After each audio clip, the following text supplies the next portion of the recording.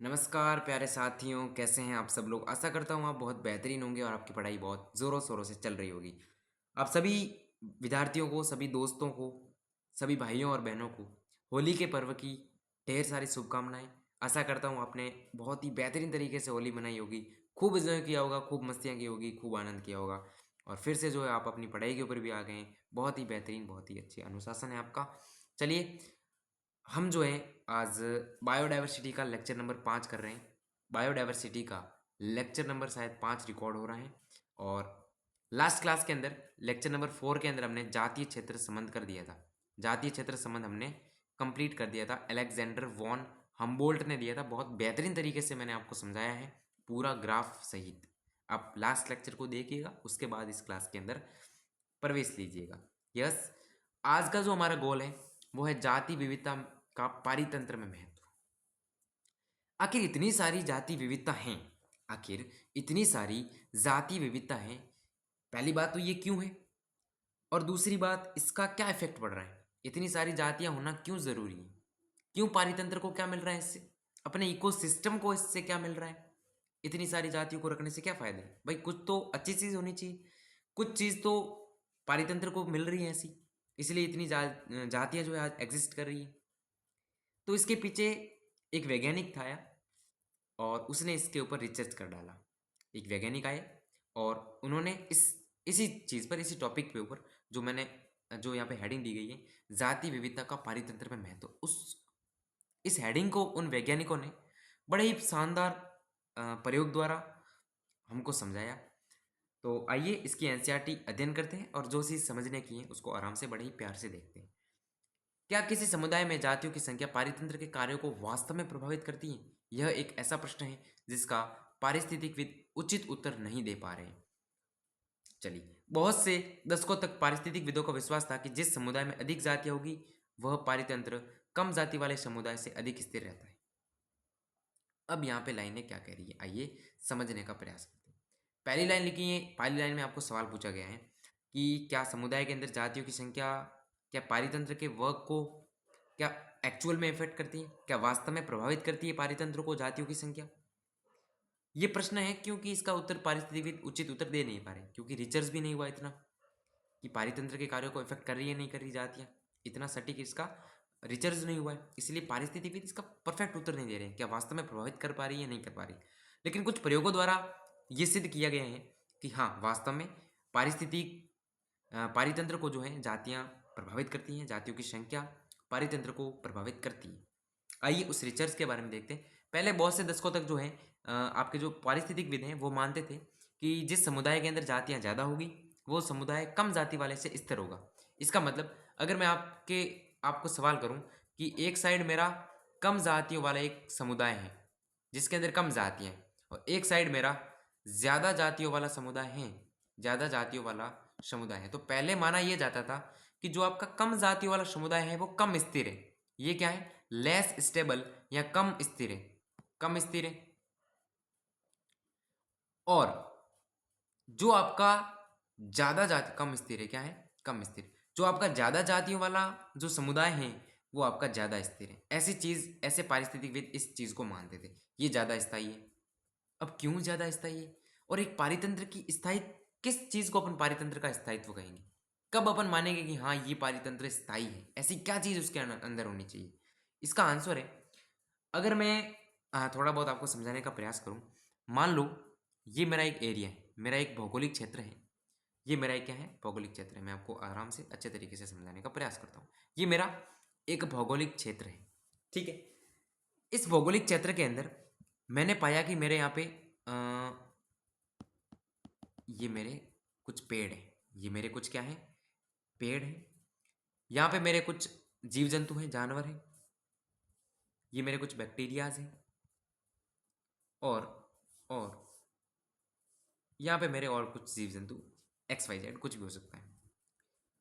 अब इस पारितंत्र को मैं स्थायी कब बोलूंगा? इस पारितंत्र को मैं स्थायी कब बोलूंगा, ये क्वेश्चन मेरे मन में उठा। तो मैंने एक साल पूरा इसके ऊपर लगाया। कितना साल? एक साल मैंने इस पूरे भौगोलिक एरिया पे लगाया और मैंने उत्पादकता देखी। मैंने क्या देखी? उत्पादकता देखी। चूंकि क्योंकि इसके अंदर ये पेड़ पौधे हैं सारे के सारे जो रेड टिक से बनाए हैं, और यहाँ से सनलाइट आएगी इनके ऊपर क्या आएगी? सनलाइट आएगी। जैसे ही इनके ऊपर सनलाइट आएगी, ये एक प्रोसेस करेंगे जिसको बोला जाता है फोटोसिंथेसिस। क्या बोला जाता है? फोटोसिंथेसिस या प्रकाश संश्लेषण। प्रकाश संश्लेषण करने से बनती है एनर्जी। क्या बनती है? एनर्जी बनती है। क्या बनती है प्यारे बच्चों? एनर्जी। तो पेड़ पौधे एनर्जी बनाएंगे, ऊर्जा बनाएंगे। सही बात है क्या? यहाँ पे जो जीव जंतु हैं, बैक्टीरिया हैं या XYZ जो सारी कुछ चीज़ें हैं जो पौधों पर डिपेंड है, जो पौधों पर निर्भर है, वो पौधों को खाएंगे और पौधों की कुछ एनर्जी वो भी लेंगे, कुछ ऊर्जाएं वो भी लेंगे। चलो ये बात सही है। तो मैंने ये पूरा कांड हो रहा है, ये पूरा कांड इस समुदाय के अंदर हो रहा है, इस पारितंत्र के अंदर या फिर इस भौगोलिक एरिया के अंदर ये सारी चीज़ें हो रही हैं कि पेड़ पौधे ऊर्जा बना रहे हैं, जीव जंतु भी ऊर्जा ले रहे हैं, पौधों के पास भी ऊर्जा है। मैंने 1 साल तक सारा कुछ रिसर्च किया और मैंने उत्पादकता पता करी कि कितना अपने को नेट जैव भार मिल रहा है। उत्पादकता जानते हो? नहीं जानते हो? पारितंत्र चैप्टर के अंदर अपन इस चीज़ को पढ़ते हैं कि जो पेड़ पौधे जो जैव भार बनाते हैं, जो एनर्जी का जो जैव भार होता है, वो आपकी उत्पादकता होती है। और जो जीव जंतु या आसपास के जो ब्लैक के मनुष्य हैं, कोई भी जातियां हैं दूसरी जो पेड़ पौधों को खाती हैं डायरेक्टली, वो फिर आगे जाके जो एनर्जी उनके अंदर आएगी, फिर उसको सेकेंडरी उत्पादकता कहते हैं या द्वितीयक उत्पादकता कहते हैं। वो सारी मैंने 1 साल में रिसर्च करके मैंने उत्पादकता पता करी। मान लो मेरी आई एक्स, मान लो एक्स आई, कुछ भी मान लो, तो मैं एक्स मान रहा हूँ, एक्स उत्पादकता आई। फिर मैंने नेक्स्ट ईयर, अब मेरा दूसरा साल आ गया, 1 साल मेरा कंप्लीट हुआ, एक्स प्रोडक्टिविटी आई या एक्स उत्पादकता आई, राइट। अब मैंने दूसरा साल भी इसी के ऊपर लगा दिया। मैंने मेरे करियर के 2 साल इस भौगोलिक क्षेत्र के ऊपर क्या कर दिए? वेस्ट कर दिए। वेस्ट भी नहीं कर दिए, इन्वेस्ट कर दिए। क्या कर दिए प्यारे बच्चों? इन्वेस्ट कर दिए, क्योंकि मेरे को परिणाम भी तो मिल रहा है ना। अब मैंने क्या किया? दूसरे साल भी मैंने रिसर्च शुरू किया, सारा कुछ कारनामा देखा, कांड किया, जो भी पेड़ पौधे ने ऊर्जा बनाई, दूसरे ने ली, तीसरे ने खाई वगैरह, जो सारी चीज़ हुई, मैंने फिर से देखा किसको? उत्पादकता को। मैंने फिर से किसको देखा? उत्पादकता को। इस बार मेरी जो उत्पादकता है वो x के लगभग बराबर है। x के लगभग बराबर है। इसका मतलब उत्पादकता 1 साल के अंदर थोड़ी बहुत परिवर्तन हुई, ज़्यादा परिवर्तन नहीं हुई। इससे क्या निष्कर्ष निकलता है कि कोई भी भौगोलिक क्षेत्र के अंदर जो भी सारी जातियां हैं, जिस भौगोलिक क्षेत्र का आप अध्ययन कर रहे हो, उसके अंदर अगर साल दर साल, उसके अंदर साल दर साल अगर माफी चाहता हूं, उत्पादकता के अंदर ज्यादा चेंजेस नहीं आ रहे हैं, इसका मतलब वो पारितंत्र स्थायी है। वापिस बोलूंगा, किसी पारितंत्र के अंदर या किसी भौगोलिक क्षेत्र के अंदर उत्पादकता के अंदर साल दर साल ज्यादा परिवर्तन नहीं आ रहा है, लगभग बराबर रह रही है, तो वो एक स्थायी भौगोलिक क्षेत्र है या फिर स्थायी पारितंत्र है। घुसी क्या दिमाग में बात? तो एक पारितंत्र की स्थायित्व को, एक पारितंत्र के स्थायित्व को किससे रिलेट किया जाता है? उत्पादकता से। उसकी उत्पादकता में साल दर साल ज़्यादा परिवर्तन नहीं होना चाहिए, तभी वो स्टेबल है, तभी वो स्टेबल पारितंत्र कहलाएगा। आई क्या बात समझ में? घुसी क्या दिमाग में? बताओ फटाफट। आगे बढ़ते हैं एनसीईआरटी के साथ। अब एनसीईआरटी क्या कह रही है? एनसीईआरटी क्या कह रही है, आइए समझने का प्रयास करते हैं। पारिस्थितिक भी उचित उत्तर नहीं दे पा रहे थे। बहुत से दशकों तक तो ये माना कि जिस समुदाय के अंदर जातियां ज़्यादा, वह कम वाले समुदाय से अधिक स्थिर है। ठीक है, एक जैविक समुदाय के लिए सटीक स्थिरता क्या है? किस जैविक समुदाय को अपन स्थिर बोलेंगे? तो एक स्थिर समुदाय की उत्पादकता में साल दर साल अधिक अंतर नहीं होना चाहिए। यानी 1 साल के अंदर उत्पादकता अगर 5 मिलियन टन है, तो दूसरे साल के अंदर भी लगभग 5 मिलियन टन के आसपास होनी चाहिए। एग्जाम्पल दे रहा हूँ, एक फिक्स संख्या नहीं बोल रहा हूँ, फिक्स डाटा नहीं बोल रहा हूँ, जस्ट फॉर एग्जाम्पल। यानी कि उत्पादकता के अंदर साल दर साल ज़्यादा अंतर नहीं होना चाहिए। ये स्टेबिलिटी की शर्त है। यह समय समय पर आने वाली प्राकृतिक या मानव निर्मित बाधाओं को रोकने वाला और विदेशी जातियों के आक्रमण को रोकने वाला भी होना चाहिए। स्थिरता का एक पहलू तो ये हो गया कि आपको उत्पादकता के अंदर ज़्यादा अंतर नहीं आने देना साल दर साल। दूसरा जो आपका स्टेबिलिटी का गुण है वो है कि जो आपकी प्राकृतिक बाधाएं आ रही, मान लो बर्फबारी हो रही है, तेज आंधियां आ रही है, हिमगलन हो रहा है, मतलब बर्फ पिघल रही है, ग्लेशिएशन जिसको बोलते हैं, हिमनदन, ये चीजें हो रही है, बाढ़ आ रही है, ये सारी प्राकृतिक आपदाएं आ रही है, चक्रवात आ रहा है, तूफान आ रहा है, मानव निर्मित कोई आपदाएं आ रही है। जैसे हमने कुछ ऐसे प्रोडक्ट रसायन छिड़क दिए कि पेड़ पौधे ज़्यादा होंगे, उत्पादकता बढ़ेगी, ऐसे करके, ये बाधा ही तो है पेड़ पौधों के लिए, रसायन बाधाएं। तो उनको रोकने वाला होना चाहिए, उन बाधाओं को वो पारितंत्र रोकने वाला होना चाहिए, और विदेशी जातियों के आक्रमण को रोकने से। कभी कभी क्या होता है कि कोई विदेशी जाति अपन पकड़ के अपने एरिया में ले आते हैं कि अच्छी चीज़ें उगाते हैं, देखते हैं, लेकिन क्या होता है कि वो जनन करना स्टार्ट कर देती है और फैल जाती है, फिर उसको रोकना काबू में नहीं हो पाता। वो इतना तेज़ी से फैल जाती है कि फिर उसको रोकना मुश्किल हो जाता है, वो हावी हो जाती है, फिर वो अपने जो यहाँ की चीज़ें थी उनको खाना स्टार्ट कर देती, उनको खाना स्टार्ट कर देती। ये अपन इकोलॉजी के चैप्टर के अंदर पढ़ेंगे, जो बाकी के बचे बचे हैं चैप्टर, उनके अंदर ये चीज़ें पढ़ने को मिलती हैं, विदेशी जातियों के आक्रमण वगैरह की। हालांकि इसके अंदर भी आएगी, हालांकि इसके अंदर भी आएगी, ठीक है, अपन आगे पढ़ेंगे। अब विदेशी जातियों को रोकना मुश्किल हो जाएगा, तो एक समुदाय ऐसा होना चाहिए कि कोई भी बाहर की विदेशी जाति आई तो उसको टिकने ही नहीं देना, साले उसको साला टिकने ही नहीं देना, इतना स्थिर। तब उसको क्या कहेंगे कि हाँ ये समुदाय स्थिर है, ये समुदाय स्थिर है। इसको एक एग्जाम्पल से समझाने का प्रयास करता हूँ। मान लो मेरा एक दोस्त है, मेरा एक दोस्त है रमेश नाम करके, मेरा रमेश नाम करके एक दोस्त, उसका एक दोस्त है राकेश, और उसका एक दोस्त है दिनेश। राकेश स्वभाव में अच्छा है, संस्कार राकेश के अच्छे हैं, पढ़ाई में अच्छा है और पॉजिटिव बातें करता है। दिनेश आवारा है, मैं किसी का नाम लेके टारगेट नहीं कर रहा, प्लीज अगर किसी का नाम दिनेश है तो दिल पे ना ले, चलो मैं नाम हटा देता हूँ, क्या पता यार किसी के दिल पे लग जाए मेरी वजह से। रमेश भी हटा देता हूँ, है ना, मैं मेरा नाम लिख देता हूँ, है ना, चलो मेरा भी नहीं लिखता हूँ। यहाँ पे एक एक्स व्यक्ति है जिसका एक दोस्त है वाई, एक दोस्त है जेड। वाई अच्छा स्वभाव का है, अच्छे संस्कार वाला है, जेड आवारा है और घूमता रहता है सारे दिन, पढ़ाई वगैरह कुछ नहीं करता, पॉजिटिव भी नहीं है। एक्स की एक चीज़ है कि वो यार ज़्यादा अट्रैक्ट जल्दी हो जाता है। जब वो वाई के साथ रहता है, जब वो वाई के साथ रहता है तब तो वो सही है, सही रहता है, पॉजिटिव रहता है, कोई दिक्कत नहीं। लेकिन जब वो जेड के साथ चला जाता है तो आवारा बन जाता है, घूमने लग जाता है। ये उसकी एक दिक्कत है यार, ये उसकी एक दिक्कत है यार। जब वो वाई के साथ है तो पॉजिटिव है और जेड के साथ है तो आवारा है, ये दिक्कत तो कोई नहीं। लेकिन जेड के साथ वो समय ज्यादा बिता रहा है, जेड के साथ वो समय ज्यादा बिता रहा है, इसका मतलब आवारा के गुण उसके अंदर ज्यादा है। अब हुआ क्या, जे नाम का एक नया व्यक्ति आ गया, विदेशी व्यक्ति, एक जे नाम का विदेशी जाति या विदेशी व्यक्ति उस आया, और इससे दोस्ती करनी चाहिए, इससे क्या करनी चाहिए, दोस्ती। अब ये बंदा अट्रैक्ट जल्दी होता है, ये एक्स क्या होता है, अट्रैक्ट जल्दी, ठीक है। तो जे के साथ भी वो घुल मिल गया। अब ये जे था फ्रॉड आदमी, लुच्चा लफंगा आदमी, और ये इसके चिपक गया, और एक्स ने एक्सेप्ट भी कर लिया इस चीज को। इसका मतलब अगर मैं कहूं तो एक्स तो स्टेबल ही नहीं है, एक्स तो स्टेबल भी नहीं है। वाई के साथ जा रहा था तो वाई जैसा बन जा रहा था, जेड के साथ जा रहा था जेड जैसा बन जा रहा था, जे नया कोई बाहर का आदमी आया तो बाहर के आदमी के साथ भी चल दिए भाई। इसका मतलब ये जो आपका एक्स है, ये जो आपका एक्स है वो नॉन स्टेबल है, बिल्कुल भी स्टेबल नहीं है, अनस्टेबल है, ये अनस्टेबल है। तो ये एग्जिस्ट ही नहीं कर पाएगा, जब ये अनस्टेबल है तो इसकी चलेगी नहीं, इसकी कुछ नहीं चलेगी, ये तो एग्जिस्ट ही नहीं कर पाएगा, इसका कोई मतलब ही नहीं है, फैल आदमी है ये तो यार। इसका मतलब ये स्टेबल नहीं है।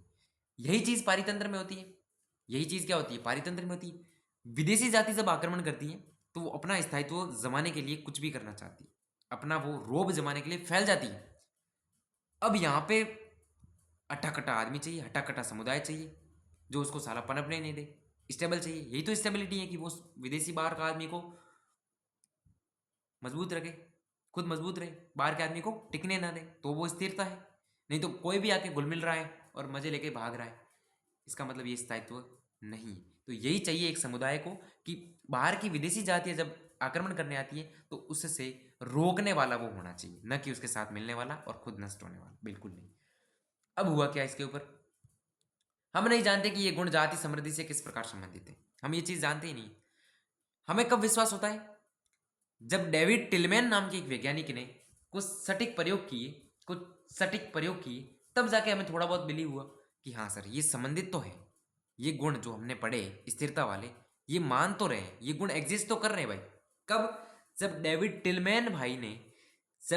टिलमैन जी ने प्रयोगशाला के बाहर पहला ऐसा प्रैक्टिकल है, पहला भी नहीं हो सकता, बहुत सारे हो सकते हैं, आई डोंट नो, लेकिन ऐसा प्रैक्टिकल है जो लैब के बाहर हो रहा है, ऐसा प्रैक्टिकल है ये जो लैब के बाहर हो रहा है। बहुत सारे होते हैं, पहला तो नहीं बिल्कुल भी, बहुत सारे प्रयोग होते हैं, लेकिन ये प्रयोग लैब के बाहर हो रहा है, बहुत अच्छी बात है।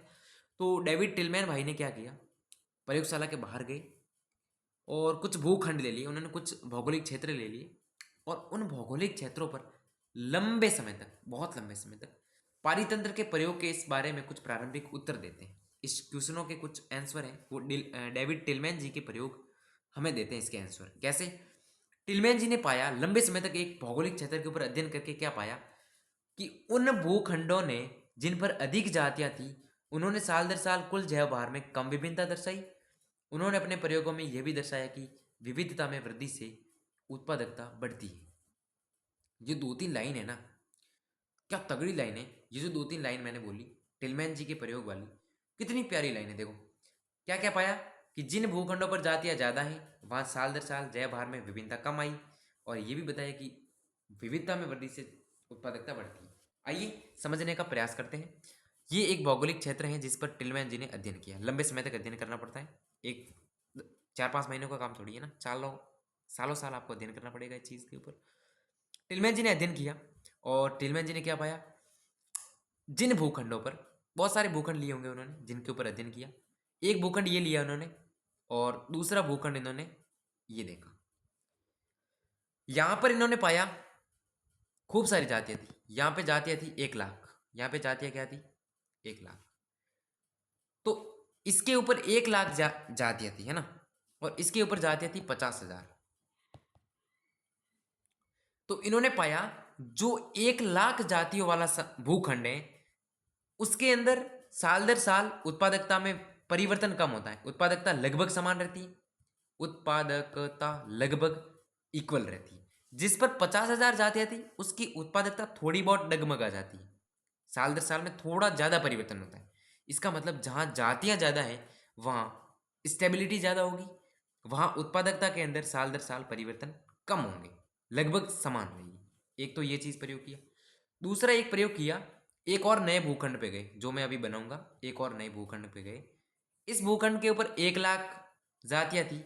मान लो वो 1 लाख जातियाँ 1 मिलियन 1 मिलियन टन, मैं मानने के लिए कह रहा हूँ, 1 मिलियन टन उत्पादकता दे रहे हैं। फिर एक ऐसा भूखंड देखा जिस पे जातियां थी 4 लाख। कितनी जातियां थी 4 लाख। मतलब जातियों की संख्या बढ़ी, मतलब जैव विविधता बढ़ी, जैविक संपदा बढ़ी या जैविक समृद्धि बढ़ी। जैसे ही जैव विविधता बढ़ी तो इन्होंने पाया ये जो 1 मिलियन टन 1 लाख से उत्पादकता मिल रही थी, वही उत्पादकता 4 लाख जैव विविधता से 3 मिलियन टन हो गई। ये सिर्फ मैं मान रहा हूं ना, ऐसा कुछ डेविड टिलमैन ने डाटा बताया है, सिर्फ मैं ये मान रहा हूं। ये चीज उन्होंने बोली, जहां जातियों की संख्या बढ़ जाएगी, 1 लाख से 4 लाख जब जातियां हो गई तो उत्पादकता भी बढ़ गई। उत्पादकता, ये तो सीधी सी बात है, जातियां बढ़ेगी तो उत्पादकता तो बढ़नी है भाई। जातियों से ही तो उत्पादकता आ रही, जातियों से ही तो उत्पादकता आ रही, जाति बढ़ गई उत्पादकता बढ़ गई। यही चीज बताई। एक तो बताइए कि जहां पर जैव विविधता ज्यादा थी वहां जैव भार में, यानी जो उत्पादकता है उसके अंदर विभिन्नताएं कम आई, और उन्होंने बताया कि विविधता में अगर वृद्धि कर दो आप तो उत्पादकता बढ़ जाएगी। ये तो सिंपल बात है, सीधी सी बात है। उसके बाद यद्यपि हम पूर्ण रूप से नहीं कह सकते कि कैसे जाति समृद्धि पारितंत्र अच्छा बनाए रखने में सहयोग प्रदान करती है। थोड़ा बहुत इस टिलमैन जैसे प्रयोग से थोड़ा बहुत चीज़ें समझ सकते हैं, लेकिन हम संपूर्ण रूप से ये चीज़ नहीं कह सकते कि जाति समृद्धि ही पारितंत्र को अच्छा बनाए रखती है। हम यह समझते और महसूस करते हैं कि समृद्ध जैविकता केवल अच्छे पारितंत्र के लिए ही आवश्यक नहीं है, बल्कि इस ग्रह पर मानव जीवन को जीवित रखने के लिए भी आवश्यक है। बिल्कुल, एक मानव जीवन को जीवित रखने के लिए तो जैविकता आवश्यक ही है, क्योंकि हर चीज़ के अंदर देखो आप, आज प्रकृति से हर सारी चीज़ें जुड़ी हुई है। आपकी पहली पहली मूलभूत आवश्यकताएं रोटी, कपड़ा और मकान। ये जो रोटी वर्ड है ये जो रोटी वर्ड है कहना आसान है, लेकिन ये प्रकृति से ही मिलती है। आप हाथ पैर जोड़ दो, लाखों कोशिश कर लो, बिना प्रकृति के आप रोटी नहीं खा पाओगे।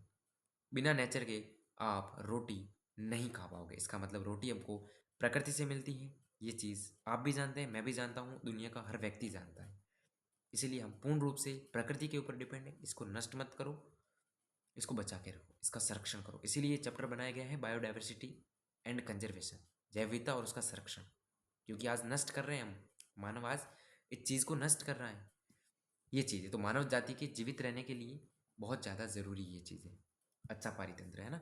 इस समय जब हम जातियों को भयावह गति से खो रहे हैं, इस टाइम ऐसा है जब जातियां विलुप्त हो रही हैं, बहुत भयावह गति, डरावनी गति से हम जैव विविधता को खो रहे हैं, तब प्रश्न उठता है कि यदि कुछ जातियां विलुप्त हो जाए तो क्या इस वास्तव में इसका हम पर प्रभाव पड़ेगा? कुछ जातियां अगर विलुप्त हो जाएगी तो क्या वास्तव के अंदर प्रभाव पड़ेगा?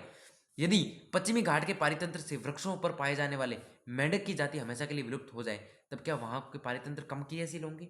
यदि हम पृथ्वी पर 20,000 चींटियों की जातियों के स्थान पर केवल 15,000 चींटियों की जातियां हो, क्या हमारा जीवन प्रभावित होगा? सीधा उत्तर तो नहीं दे सकते, सीधा उत्तर तो नहीं दे सकते कि प्रभावित होगा या नहीं होगा। लेकिन एक परिकल्पना है जिसका नाम है रिवेट पोपर परिकल्पना। वो थोड़ा बहुत चीजें बताती है। रिवेट पोपर परिकल्पना वो कुछ उत्तर देती है कि हाँ किस प्रकार से क्या प्रभाव पड़ेगा। परिकल्पना, रिवेट पोपर परिकल्पना पॉल एहरलिख ने दी थी। किसने दी थी? पॉल एहरलिख ने दी थी। अभी मैं यहाँ पे डन कर रहा हूँ। नेक्स्ट क्लास के अंदर बड़े ही प्यारे तरीके से, बड़े ही यूनिक तरीके से, बहुत ही शानदार तरीके से रिवेट पोपर परिकल्पना को खत्म करेंगे, एकदम क्रिस्टल क्लियर करेंगे, एक भी डाउट नहीं रहेगा। यहाँ तक जो चीज़ें समझाई है एक बार उसकी एनसीईआरटी पढ़ना, यहाँ तक पूरे चैप्टर की आप एक बार एनसीईआरटी मार लो, पढ़ लो, क्लियर हो जाएगा। मैं बता रहा हूँ कन्फर्म क्लियर हो जाएगा। एक भी डाउट हो कमेंट डालो, हाथों हाथ, हाथों हाथ उसका सॉल्यूशन मिलेगा। आप कहो तो वीडियो बना के डाल दूंगा, लेकिन आपको क्रिस्टल क्लियर होना चाहिए। ये पैरा आप एक बार फिर पढ़ना, अच्छे से समझ में आएगा। मैंने कोई कसर नहीं छोड़ी। एक बार कल जब स्टार्ट करूँगा तो वापस ये चीज़ें बता दूंगा, ये लाइनें पढ़ा के वापस बता दूंगा। आज के लिए इतना ही, मिलते हैं नेक्स्ट वीडियो के अंदर। सभी बहुत बेहतरीन तरीके से पढ़ाई करिएगा। एक बार पुनः आपको होली के पर्व की बहुत बहुत ढेर सारी शुभकामनाएं। आशा करता हूँ आप सभी हमारे साथ जुड़े रहेंगे और बेहतरीन तरीके से स्टडी करेंगे। Thank you so much. मिलते हैं नेक्स्ट वीडियो के अंदर रिवेट पोपर परिकल्पना के साथ। तब तक के लिए bye bye, best of luck.